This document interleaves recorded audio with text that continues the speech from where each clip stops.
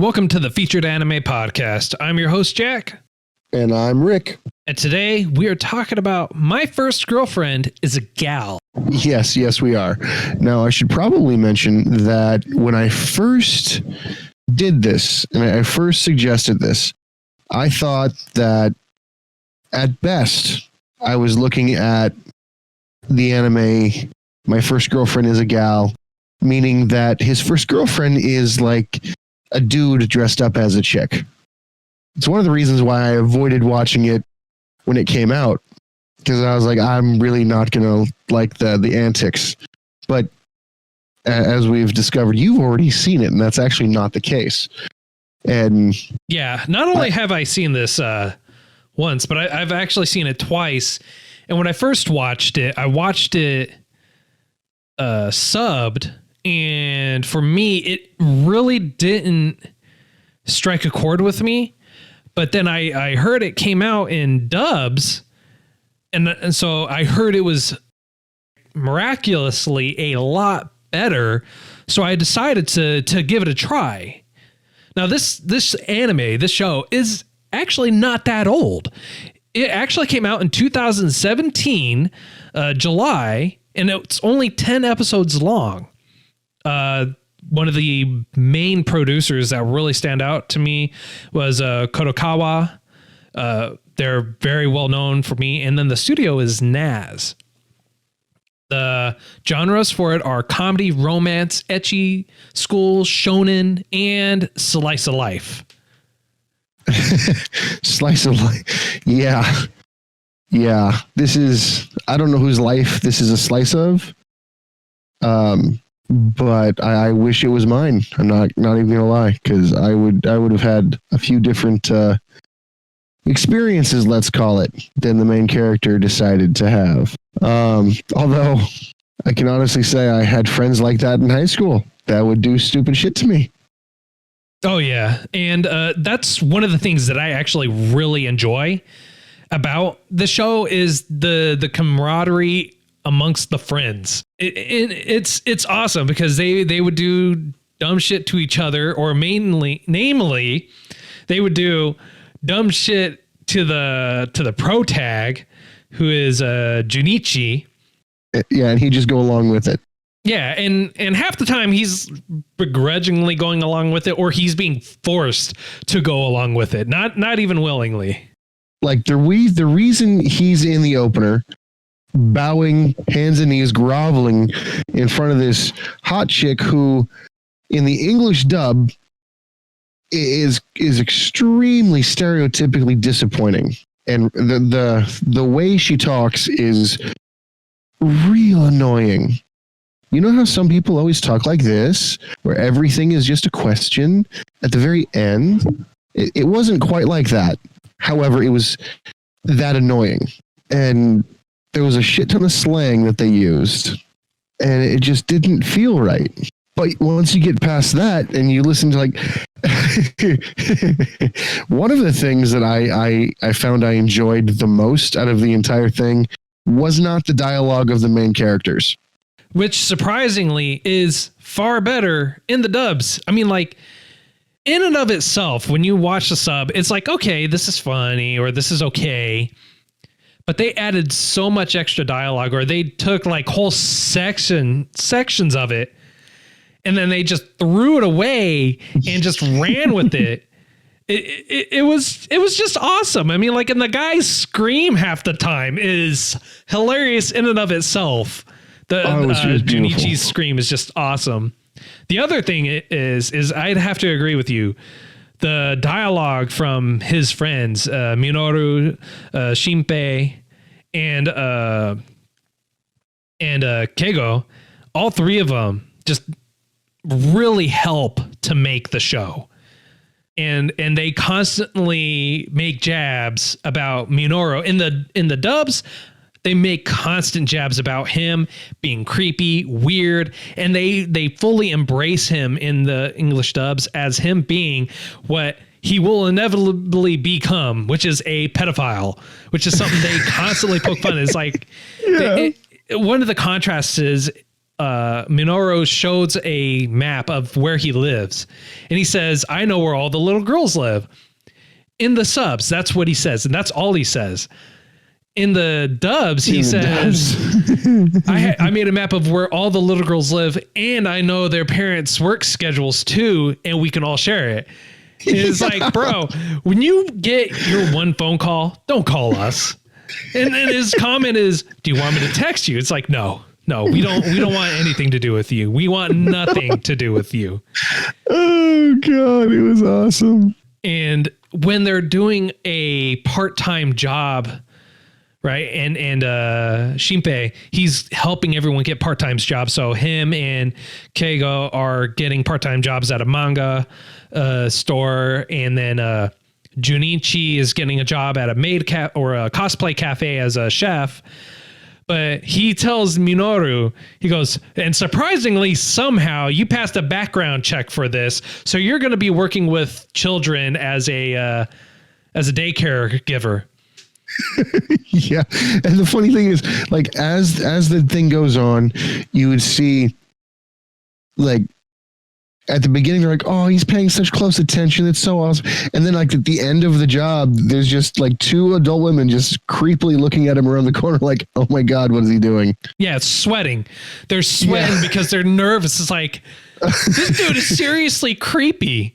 And he'll like walk up to children that have gotten hurt or something like that, and he'll say, you know, "I hope it's okay that I put my hand on your shoulder." And he puts the hand on his shoulder, and it's like, "It's gonna be okay. You're gonna be all right." It's like, you're really creepy, bro. What's great is they even play siren sounds in the background whenever he's talking or making a comment. It's like, you're going to jail, bro. They're coming for you. They're coming for you. Oh man, no, it was beautiful. Like all of the stereotypical, just negative social constructs that you see. Like, for instance, they called it SJW bullcrap. They cuss a few times in the English dubs. They called a couple characters PC snowflakes. Like they just went through the ringer and went, okay, what's offensive to a lot of people, but still kind of funny. Yeah, and it's not even just into it. It's not even just that particular subset they're trying to alienate either. You know, they're trying to alienate equal opportunity. It doesn't matter who it is. Which makes it great. It's like, you're a great, wonderful guy. Yeah, you're a piece of shit. We're going to stand over here and make fun of you. Oh, what's that? You're sitting there feeling bad about yourself. We're going to make it really creepy for you too. And it's just like, it's great. I love it. One of the things that stood out to me, I was watching this in the presence of at least one other person when I had to like immediately turn off my phone and go, "I can't watch this here." But the comment that made me do that was in a few of the later episodes. I want to say episode 9. You hear the main bad guy at the very end, who's introduced like the episode before, goes, "Dude, you got to treat women like you would a coin-operated laundromat. You dump your load in and then walk away." And I'm like, holy crap, I can't. No. Yeah. Oh yeah. Like, yeah. No, I can't do that. But yeah, no, it was that. It was bad. Like, I mean, like, but not in a bad way. It was bad and like funny because they help set it up. So that way Junichi can, he's like, "Hey, you know what, bro? You can't be doing that. She's a person just like everyone else." And they totally crap all over him by being that way. It's like he gets his just desserts. Not be liked. Yeah, he gets his just desserts because he's making fun of Junichi. He's making fun of Yukana, who is his girlfriend, right? Junichi's girlfriend's Yukana, which is said several times. She is the hottest girl in the school. They don't know why she went out with him, and it was supposed to be a joke to get Junichi's feelings crushed by his friends, because they basically said they set him up for failure, and it ended up, yeah, by the way, we're boyfriend and girlfriend now. Which is great. The funny thing is, you don't know what's worse for him. Yeah. If she got crushed or that, because then all of a sudden the normal kid that you were introduced to, the loser virgin, just so happens to have like 4 other women hot on his tail, and he's just too ignorant to see it. Yeah. And well, not hot on his tail, but so out of all 4 of them, only one of them is hot on his tail, but not because she loves him, because she loves Yukana. And she says constantly, if you make her cry, or if you touch her, if you will die a virgin, basically, I will cut your dick off. She says all kinds of really messed up things to him. And she's like, by the way, you're never going to tell Yukana how I really feel about her. I'm just going to lightly stalk her from the background as her best friend. It's like, okay, well, that's just creepy. I've also never heard so many just different names for penis and tits, and oh god, the one thing I super hated from what the gal kept saying is boobs. It's BEWEWS or something like that for boobs. I'm like, no, that's not how you say it. And she would say it in such a surfer girl accent. I'm like, oh no. No. Yeah. No. Yeah. Yeah. This by far was one of the most risque, ecchi style we've watched, with so much cursing and lewd language and just innuendos everywhere throughout the whole thing. I'm honestly very, very pleasantly surprised with this, because I walked into it thinking I was going to just I was walking into a trap, almost literally, where the character looks like a woman, but isn't. Because that's what I thought my first girlfriend as a gal was insinuating. Like, it's your girlfriend's got all the wrong parts kind of thing. Right, but this was more along the lines of a reference of a kind of a valley girl mentality, And I think they call it a Viscali girl or something like that, a Visco girl. Something. Yeah, something like that. But yeah. Oh. And I absolutely loved the dynamic of his 3 friends in the very beginning. They're like, everyone's all horned up and like kissing each other. We're all going to bust out porno mags because we now have the control of the situation by interrupting everyone else's good time. Yeah. And they just full on just whip out some porn and start reading, flipping it through in class. And loudly describing what's going on. You're like, wait, what? How did this get past the censorship? How? I don't want to question it. I mean, like, it's just that good. I mean, like, what's great is, so a couple episodes ago, I was talking about how I always prefer at least watching it the first time through subbed, because Funimation changes a lot of the wording and things like that, or they have a history of doing that. Now, this is a very good example of that all the way throughout.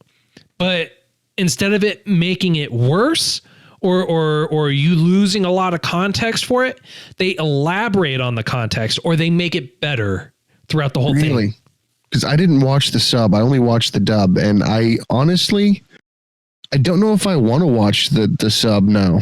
I would not watch the sub. I really wouldn't, because really? Okay. it is not worth the time, because his voice, how he screams and yells and the whole deal, it is really so much better in the dubs. Like half the time when he's screaming or yelling, or you can hear the just the pitifulness in his voice. Yeah. It's not there at all in the sub. Oh. Like, that's weird. Like in the very beginning, he goes, "Hello, middle management. I'm coming for you. I'm the guy there." And he says that right in there, and he just makes it sound so pitiful. And in the sub, not so pitiful. He doesn't really say everything. It's just kind of like, well, this is kind of a downer. It's all right in the sub. I'm not going to knock it. I mean, like, it has its point. There are certain portions that I would change, but Okay. Well, one of the things that I thought was kind of interesting was at the very end. I know we're jumping all over the place, but at the very end, the pedophile turns into like this hulking beast thing, and you kind of like it a little bit. Yeah.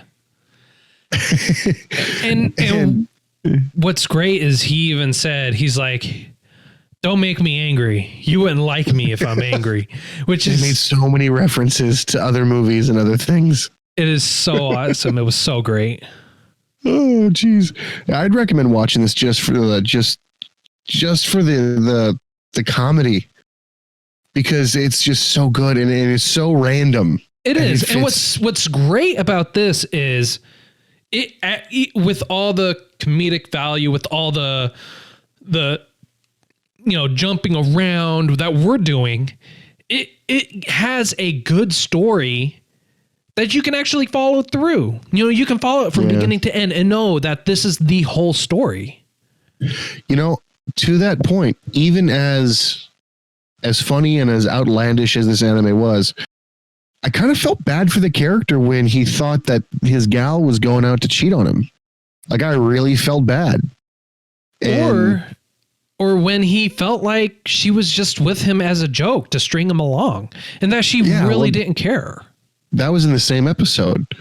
Those are real feelings that you could empathize with. So you're like, damn, not only can I see that, but I've seen that, like in real life.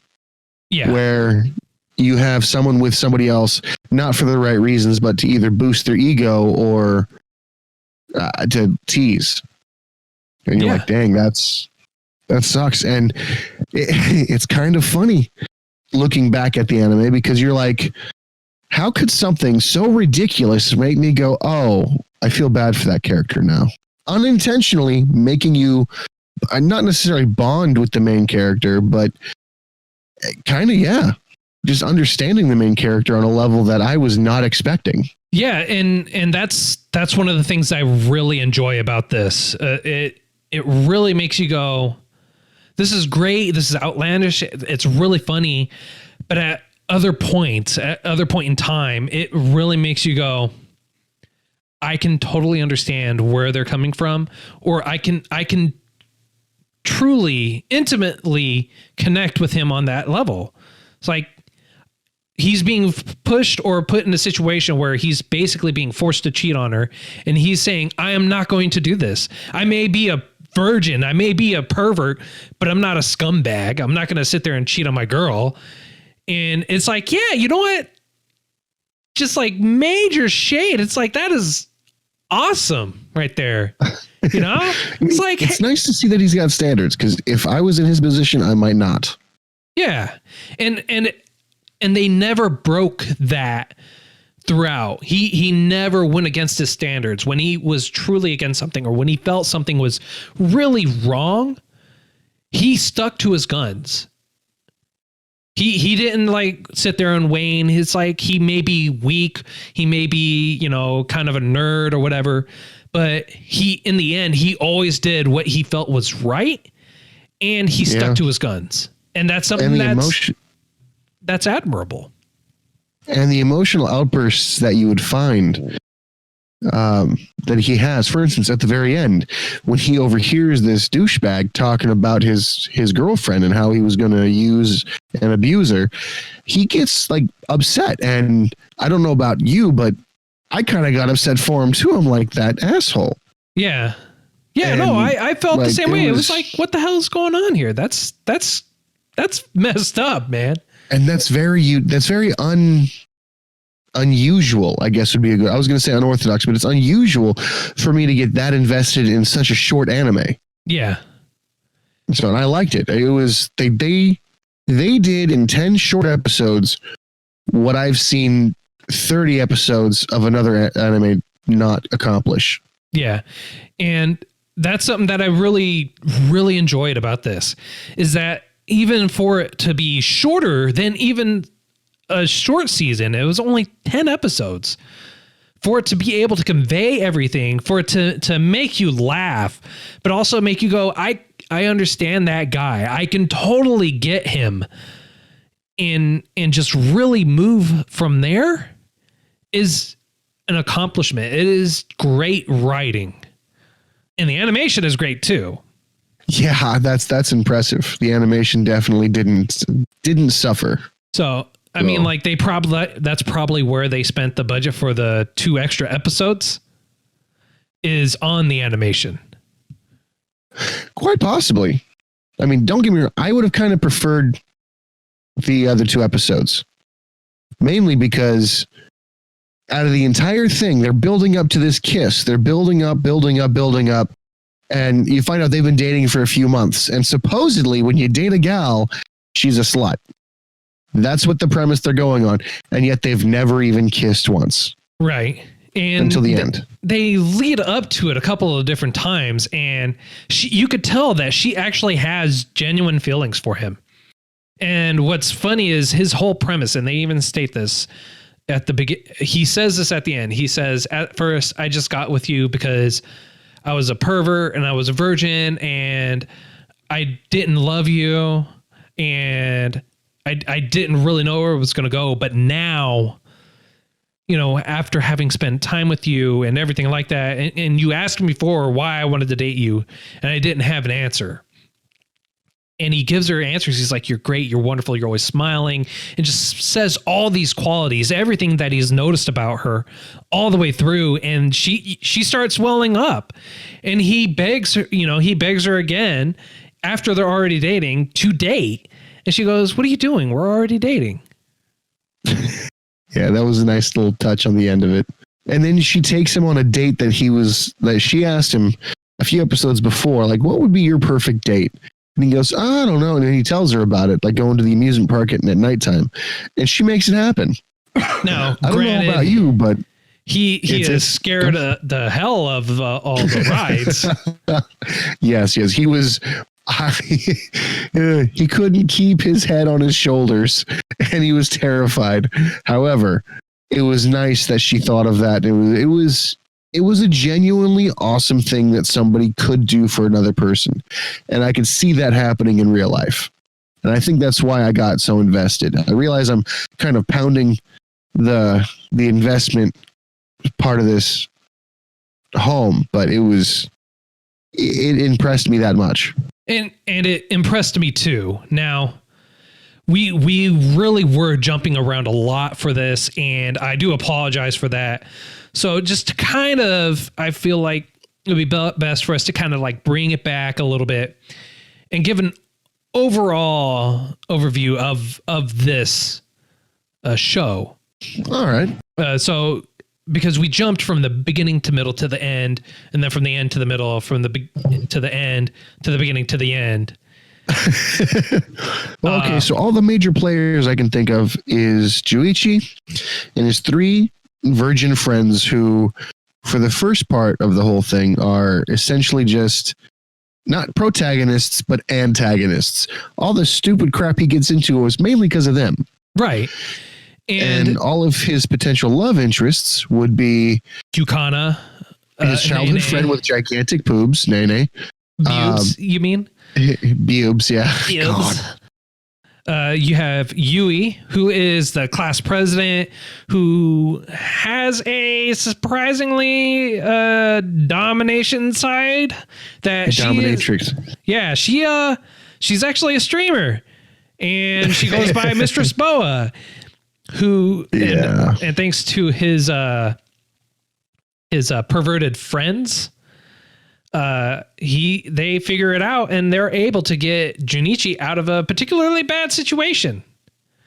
Yeah, after she was trying to blackmail him, they end up blackmailing her, and I don't know if it brings her to their side or what, but it is great. Sweet justice. It is such Super sweet justice.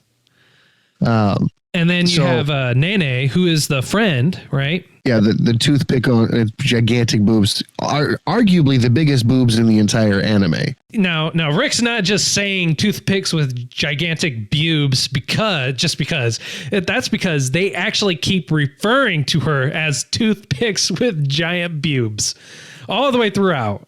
She even refers to herself that way. Yeah, and by any stretch of the word, out of all the characters there, she is the shortest out of everyone with the biggest rack out of everyone, which is... And the funniest thing, the absolute most hilarious thing, is when she changed her hair color to try to be more like a gal to attract Juichi's attention. She attracts the perverts, the pedophile's attention. And he's like, oh, and who's this? And she goes, calm down. I'm only a year younger than you. Oh, okay, grandma. Yeah. Like, what the hell? Yeah. It's just, the dynamic's awesome. It's bad. It's really bad. It really is, though, all the way throughout. And it starts off with just him being lonely a perv with his friends, them playing a joke, him actually getting the girl that everyone else wants, and her actually, and you get this feeling that she is also a virgin like he is. That it's because it's not expressly said, but due to the lack of any intimacy that I can see, and the fact that when he goes to kiss her, she goes, Juichi, you can't do that. I'm not that kind of girl. Yeah, and the fact that she gets so flustered from it too. It really gives you the impression that she is also in the same boat as him, even though a lot of people say otherwise. And you know that she is a virgin still, because Ranko will basically murder any guy that sleeps with her. Who's to say that she hasn't already? That's true. And Rocco's surprisingly strong. Yes. Like MMA strong for no reason. And she basically almost rapes Junichi a couple of different times too. Yeah. Oh, it's bad. Like it's because she doesn't want Yukana to take his virginity, or as Ranko puts it, his V card. She wants to take him. So she's like, deposit your V card into my ATM slot, or like all kinds of crazy stuff throughout this whole thing. I've never heard so many innuendos or references to anything and everything all at the same time in a single show before. Like, I've never heard that many before in a single show. You know what's really funny to me? I cannot verify this. However, I feel like they made it a point not to repeat the same name for a particular body part. I think that every time it was mentioned, it was a different name. Because, as you said, there's way too many to even count. But I think that sometimes they call it a giraffe. They call it a 10-inch hog. They just, it's piss weasel. Pick your slang. Yeah. Pick your terminology as to what they decided to call it. They dug deep, so deep, and not just with him, but with everyone else too. Like, everything throughout the whole thing, they could not come up with enough, is what it seemed like, because they were coming up with something new. Like, it was bad. I learned a couple new things, and I'm not a spring chicken. So I learned a couple of things that I'll never actually repeat in civil society. I think a couple is an understatement. Yeah, most. I mean, like, everything that they were saying throughout the whole thing, it was just, wow. And even at the end, like, they started throwing out everything they possibly could think of all the way through it. It's like they sped up at the end, because they're like, well, this is almost over and no one will ever see it. So as many insults and as many euphemisms as you possibly can. Yeah. It was almost pervasive. Yeah. And what's great is that it really, even when they do that, it doesn't ruin the show. Like, they tie it in really well to to the events that are going on. It kind of adds to it. Yeah. Adds flavoring, if you will. It's sentence enhancers, kind of makes your lips tingle when you sit there and spit it all out. Well, which I believe is also something that had been said. But the thing that gets me is the flow of the conversation wasn't interrupted. It's almost as if those words belonged there. And it's the very first anime that I've actually heard people legitimately cuss harsh words in. Oh, yeah. Oh, yeah. No, that actually surprised me when I first watched it, was the level of cussing, the level of... like, I've heard idiot, I've heard, stupid, I've heard jerk. I've never heard someone say fucking before. Like, that wasn't in a hentai. And yeah, no, they dropped a lot of F-bombs throughout the whole thing. And it's not just those, it's everything that they dropped. It was pretty miraculous. The amount of slang they threw in there too. The entire time I was watching it, I was thinking it is a hair's breadth away from being a hentai. It was like the stuff you'd watch before you knew what porn was. I would actually disagree with you. I mean, like, throughout the whole thing, they never show anything, at all times they were clothed. And if they weren't clothed, they were hidden. Oh, I don't know. Do you remember the song, the bath situation where they were all standing against the rail? Yeah, they were covered. They were not covered naked. In the sense that the nipples were covered. Like they had the bushes there covering and everything like that. You saw booty, but that's about it. All right. What I'm saying they had the bushes covering. That's correct. Yeah. If you want something that's borderline hentai, High School DxD. Is that our next one? No, because I've never seen that before. Certainly not, because that is a lot of that's like 4 seasons, and that is straight up borderline hentai. Like, there's so much nudity and sexual innuendos and everything going on in there. It is redonkulous. I think I'm all set. I think I'd rather watch Gantz before I watched that. Only because I don't think I have enough time. I don't think either one of us have enough time. That one we would definitely have to do season by season if we were to watch it. Oh man. So and one last thing about the final episode. The thing that got me was, how were these three side character nerds that have, I'm not going to lie, amazing dialogue. They were just completely overpowering these jocks. Oh, that also reminds me.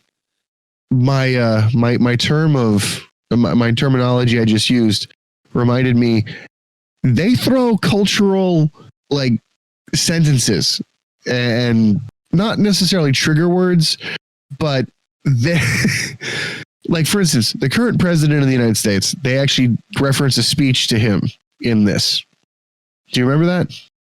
We're going to make this great again. Yeah. the inflections started to mimic him, and you're like, wait, when was this taken out? And then you realize, it was since 2016. Yeah. It's when Shinobu is being left in charge of the manga store, and he almost verbatim with changing everything in reference to the manga shop, basically took parts of at the time of this recording, President Trump's speech and threw it in there. It was like, okay, well, that's random. And what's great is one of the other main character, he even, or not main character, but Keigo, the supporting character, even references, he goes, this sounds really familiar. And they reference it. It's like, okay, well, this is awesome. I love it. This is awesome. Yeah, that was beautiful. They probably made more cultural references that I'm not familiar with. But yeah, it was, whoever did this really needs to write for Saturday Night Live or get their own comedy. Whoever wrote this needs to get their own comedy show. Oh yeah, I that would be a show I would actually watch, like wholeheartedly, and enjoy every second of it. Oh man, did you have any characters you didn't like in here? Because I can't think of one I disliked. Even the bad guys, I was like, they got what they deserved. And I remember the very last exchange by the three side characters. They're like, and this is what we call a happy ending. And I'm like, oh God. Yeah. There's another one. I honestly could not think of a single character that I did not like. If you could be in charge of this, how would you change it? Or would you? I wouldn't change a thing. Really? I really wouldn't change a thing. I thought it was great. I thought it was good. Okay. I think now's a great spot for a rating, sir. On a scale of 0 to 10, how would you rate this? This would be a 9. It's not perfect. There's one or two things I think I would change, but not enough for me not to want to watch it again. Like I think I'll have to watch it again in like maybe 6 or so months to see if it's got any staying power. But as it stands right now, I think it does. All right. What about you? I give it a 9 as well. For the same reasons, but I would actually say that it does have staying power because it is something that I've seen before. As long as you rewatch it in the dubs, you're okay. Stay away from the original content. Go with where they threw the script out the window and was like, this matches the lips. We should put that there. Heck, they even had it in there where it wasn't matching the lips. They just made it an internal monologue. I did think I saw a few scenes repeat themselves. Mm-hmm. It was great.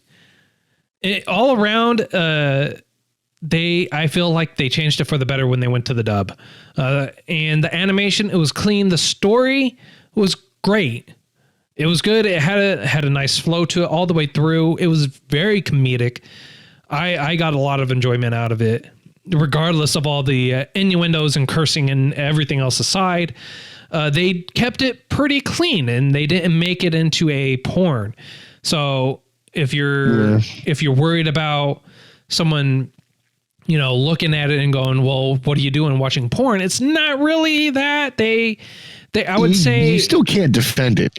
I would say no, it's not porn, but it might be. No, I wouldn't say it's porn. It's not even close to porn. Like I'm telling you, if you want to watch something that's porn, this is not it. Because one, they keep it clothed. Two, they do skirt the line, but I would say no more than what you would see on television, public television, which they cut the line pretty close. And maybe European public television, not even American public television. Like, have you seen what they have on television? I kind of got rid of TV a while ago. All right. Well, even back before you got rid of TV, they had things way more risque on there than what was on here. Yeah, but those are the channels that came in fuzzy. No, not even close. It would be like the channels that you saw on the Sci-Fi Channel or USA. Okay. No, I can see one maybe. It's just like this almost sex scenes where they're on top of each other. So those are the kinds even then, really, dude, really hard to explain. I can tell you, even then, those kind of scenes were still seen on television. There was no nudity, and where there was nudity, they kept it covered. Fair. Right. There's one instance that comes to mind where the neighbor comes into the dude's bed naked, comes into Jurishi's bed completely nude. Right, but even then, she is covered. Like they keep it all covered. Like they never once showed anything other than full booty. Okay. I mean, you am I wrong? Me there. No, you definitely are correct with that. I just that's why they classified it as it is. I mean, like the one that I would actually argue. a slice of life. And ecchi. I mean, like it is. It's borderline, a little bit mature, but it's well within the realm of reason. And it would totally be viewable on television. Even with if they wanted to blur out anything, and they will do this, is they will have like this little floating symbol blurring out the panties that are very tight. Okay. You are correct. I have seen that before. Oh. So okay. Okay, you've won this argument then. Aha! Oh, sorry. First time ever. Yeah.